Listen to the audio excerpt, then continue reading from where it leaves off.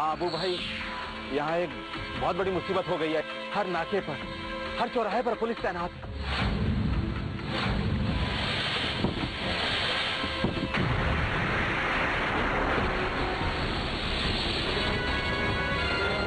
फौजी the iron man, हर शनिवार और रविवार रात्रि 8:30 बजे डीडी नेशनल पर। विधवा और अनाथों के लिए मैंने कोई आश्रम नहीं खोल रखा है। मैं तुम्हें दो नौकरानियां दे रहा हूँ, वो भी मुफ्त की। मुझे भी पवन की तरह स्कूल जाना है। माँ, पापा हमें क्यों छोड़कर चले गए?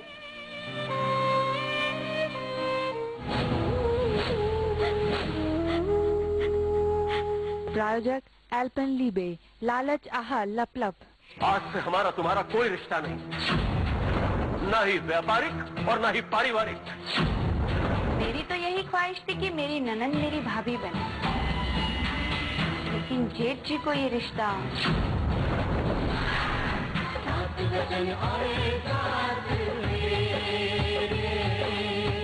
इस कार्यक्रम के प्रायोजक Pepsodent toothpaste. Pepsodent toothpaste जर्मी check plus, जो भी खाओ सच बताओ। 7 दिन के अंदर आपका कोई अपना सफेद चीज से आपको मार डालेगा। हमें नमक की जगह रेड पॉइजन खिलाने वाली थी। आप अपने हस्बैंड को जहर देकर नहीं मार पाई तो उसे पागल कर देना। हमको पागल बनाने की साजिश कर रहे हो तुम सब लोग।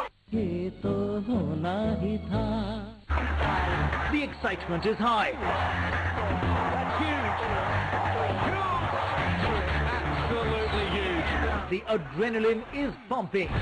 It's raining. I've never seen anything like it. Goodness me, have a look at that. Brilliant. Catch the live match action of all the India matches, the semi-finals and finals of the T20 World Cup in England, 6th June onwards, live on Doordarshan. Co-presented by Reliance Mobile, Hero Honda, Thug Thug Go, and LG All-Rounder, Har Safar Ka Sathi, in association with Bajaj Allianz Insurance. SMS Super at 56070. Healthy होगा हिंदुस्तान, कोई डर नहीं। Life Boy, Chlormint, बिना तैयारी के दोबारा मत पूछना। Spa, Feel Good Freshness, and Indica Herbal Hair Color, बालों को दे दिल की उम्र। कितनी चीनी?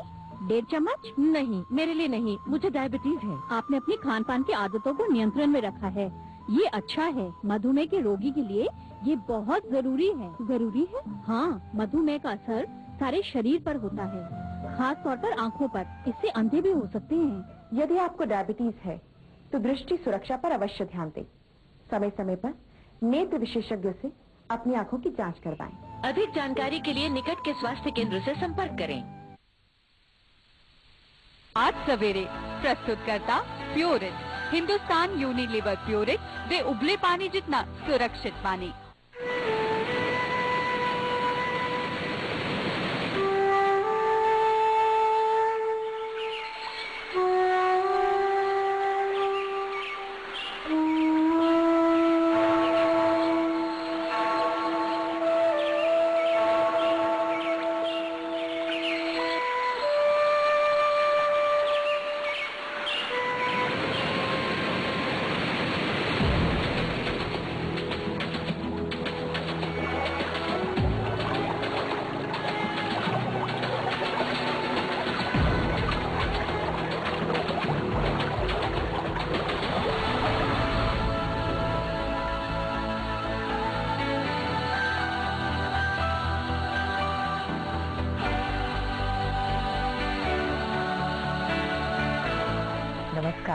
Welcome to Aaj Savere.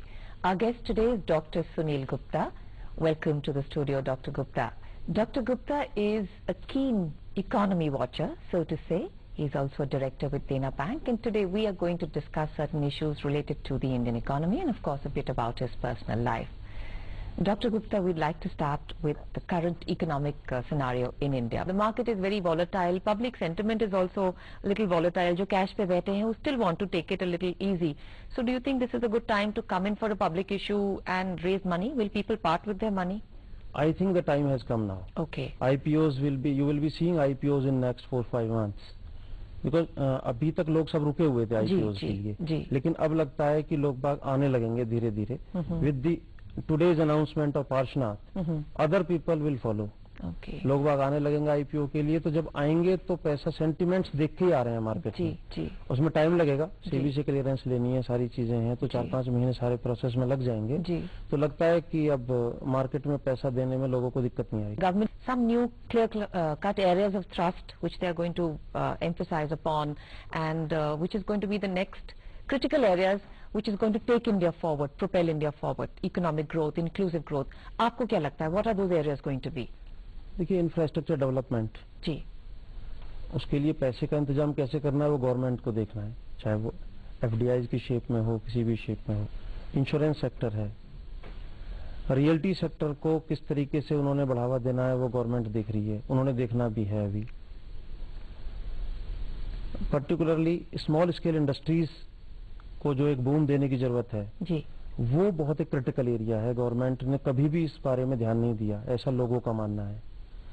Small scale industries को या एसएमईज को किस तरीके से बढ़ावा देना है, चाहे उनके लिए इजी लोन की बात हो, कोलेटरल फ्री लोन की बात हो, या इंस्पेक्टर राज को खत्म करने की बात हो।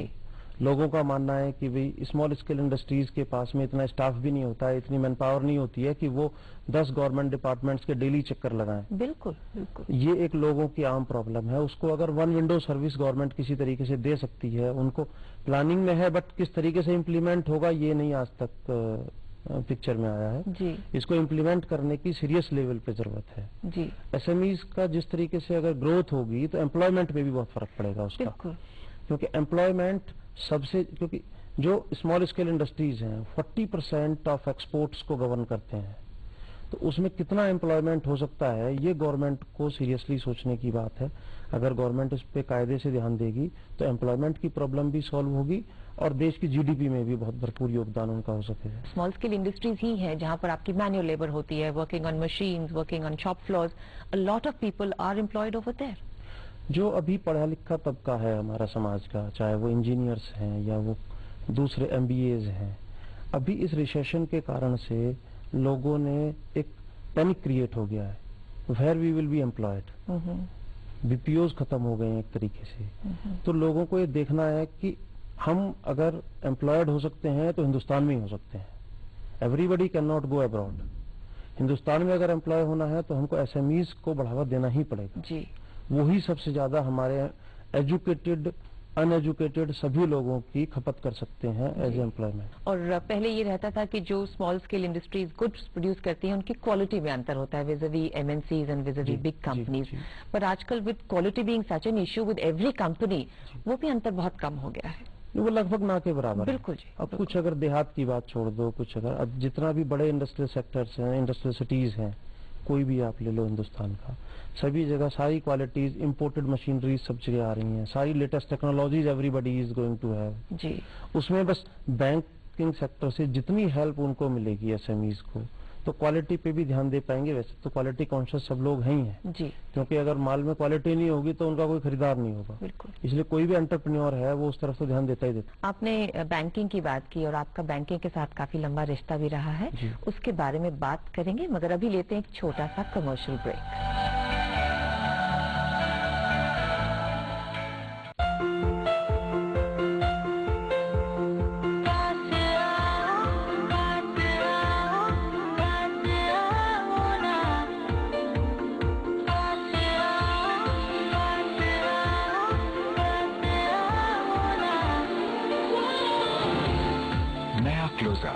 एक्टिव क्लीन माउथ वॉश के साथ आपको मिले सबसे ताजी सांसें और सफेद दांत। क्लोजअप, बाल चिकना, बेहतर उतना।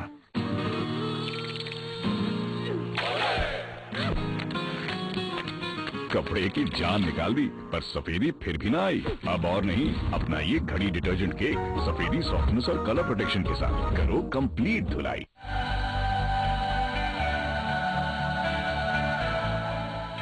Welcome back. We are in conversation with Dr. Sunil Gupta.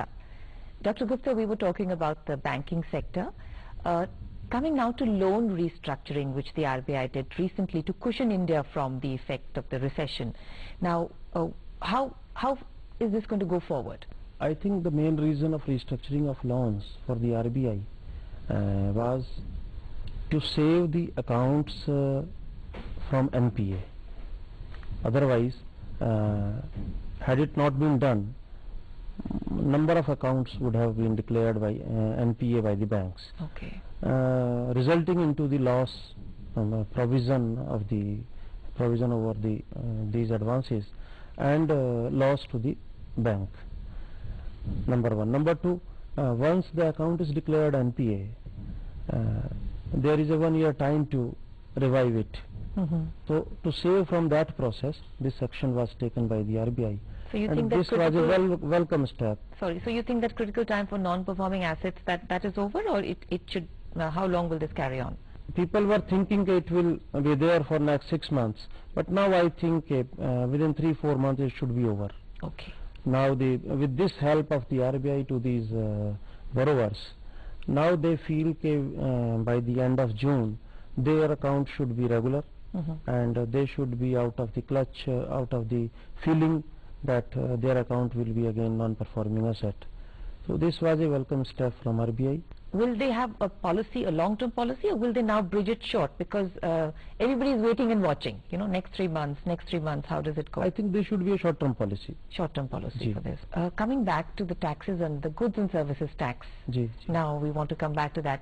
तो बहुत सारी टैक्सेस में वैट आया, पहले इंडिविजुअल स्टेट्स का सेल्स टैक्स होता था, फिर वैट आया, फिर कंपनीज में उसमें चेंज उथल पुथल हुई, थोड़ा मंथन हुआ, वैट सेटल डाउन हो गया. अब अप्रैल 2010 में goods and services tax is going to be implemented. इसका आम आदमी पर और एक एंटरप्रेन्योर पर क्या असर पड़ेगा?